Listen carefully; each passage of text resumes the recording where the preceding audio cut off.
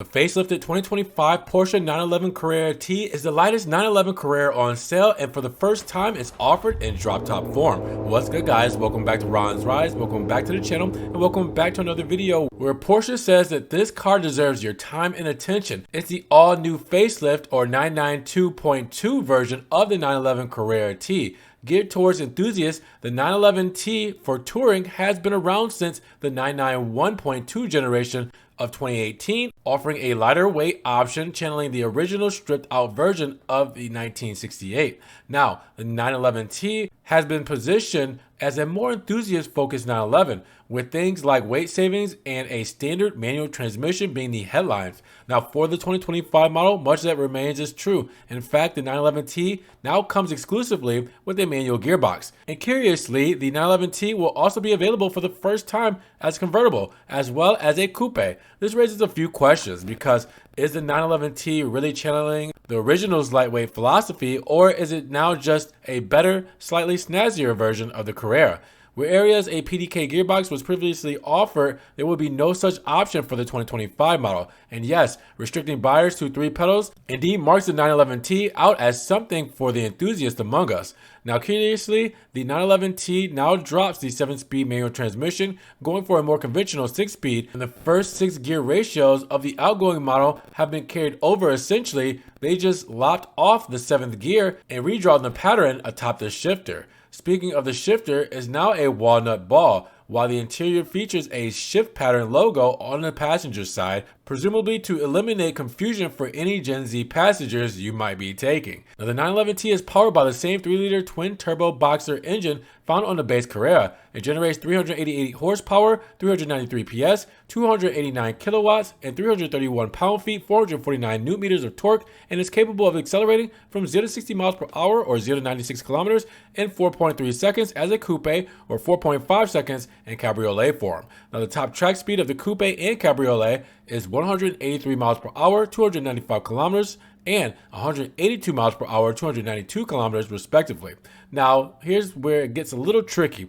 While the 911T Coupe is technically the lightest 911 Carrera variant, it still gained a few pounds from its predecessor. Yep, it's 3,316 pounds, 1,504 kilograms versus the 3,254 pounds, 1,476 kilograms of the outgoing model. You can argue it's just a gain of 62 pounds, 28 kilograms, but when the lightweight model is just 26 pounds, 12 kilograms lighter than the base spec Carrera, 3,342 pounds, 1,516 kilograms, then you start to wonder just how light is lightweight. To put that into further context, last year's 911T was 100 pounds, 45 kilograms lighter than the PDK-equipped 911 Carrera.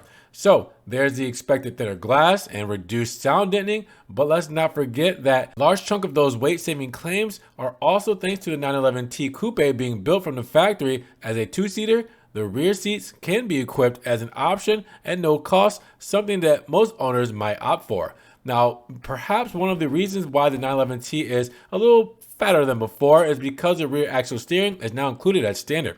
And this fits the narrative that the 911T is more of a better option alternative to the base Carrera, as it also comes with Porsche Torque Vectoring, Sport Chrono, and the Porsche Active Suspension Management, or PASM, as standard. Other changes will include a quicker steering ratio, while the front and rear anti-roll bars have also been revised.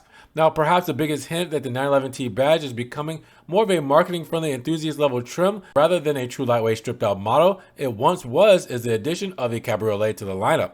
Unlike the Coupe, the Cabriolet comes with rear seats as standard, and curiously, Porsche does not talk about specific weight savings between the drop-top model or how much the 911T Cabriolet weighs. Now, visual distinctions for the 911T versus its sibling include the front lip from the Carrera GTS, accents painted in vanadium gray metallic, special decals including a 6-speed graphic on the rear quarter glass, hammering home the manual only factor, and a sport exhaust in black stainless steel. The wheels, 20 inches in the front and 21 inches in the rear for the Carrera S only, now come in two-tone, incorporating a machine face with a high gloss finish. And a special Carrera T exterior package is available available as an option that applies Jensen blue accents to several parts of the car. This includes the wheels, rear model designation, slat inlays on the intake, door graphics, and the hood stripe with a Carrera T logo. The package also includes black mirror shells instead of the standard vanadium gray. Now the same can be had for the interior, which will add Jensen blue stitching, seat centers, seat belts, dash inserts, and trim rings. The standard 911T comes with vanadium gray on the dashboard and center console with 4-way power sport seats upholstered in Porsche's take on pleather race text. Now, there's also the option of 18-way electronically adjustable seats or fixed back carbon foil buckets. Now, you also have order books opening for the 2025 Porsche 911 Carrera T, where the first cars are expected to arrive here in the US summer of next year, 2025. Now, the MSRP for the coupe and cabriolet models will be $134,000 and $147,300 respectively, plus an added process and handling fee of $1995.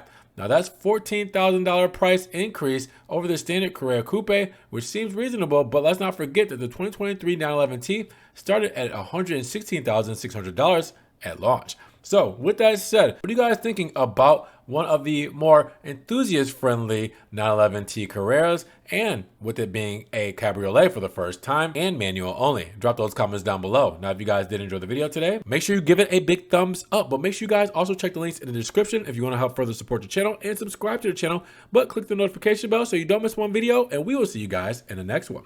Peace.